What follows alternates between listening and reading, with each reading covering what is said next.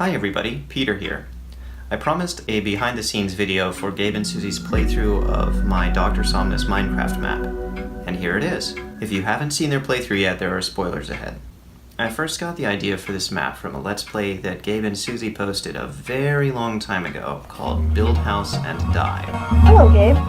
And hello, Susie. Welcome to my new world. Which you might have seen if you followed the boring backstory links in the description of the first Dr. Somnus video. Anyway, the idea was it would start out looking just like a normal day in their same Minecraft survival world, but there would be this threshold or gateway into the adventure map, so there could be a smooth or natural transition when they discovered the gateway. And as a bonus, I could provide the player with a general area for collecting any normal supplies or items they might need. Their first transition from survival to adventure actually went pretty well. There is some craziness over here! What is this? And why is this under our house? It was after that things went a bit wrong. Something in the map has malfunctioned. Because this map was poorly made from a player engagement perspective, I ended up intervening a lot. You should maybe communicate a little more before you act on things. Gabe spent most of his time wandering in the maze, which I had learned not to expect from players from my last adventure map.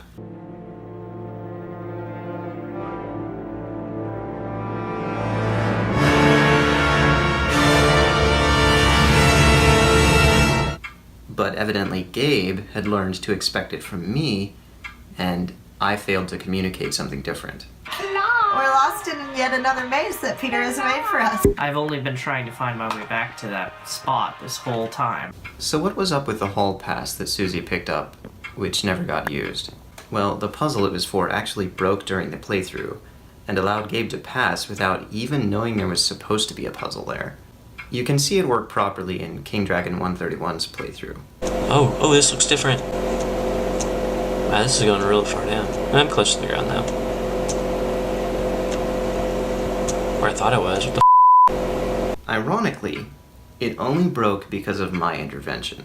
Susie was in a more interesting area, so I didn't notice when Gabe crossed back through the gateway into the survival world. The map only bothers to change the player game mode when they go through the gateway, which I totally forgot and teleported him across in the wrong game mode. Considering how long he wandered around that way, it's a miracle that he didn't notice and nothing worse went wrong. But he got through the infinite hallway without a hall pass. However, since Susie found it before Gabe found the infinite hallway, and since being nitpicky about whose inventory it was in would have only worsened Gabe's already sour mood, it was kind of a fair outcome.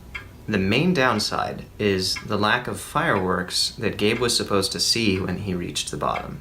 I think you're not supposed to be able to go there without the hall pass, is what Peter was implying. What?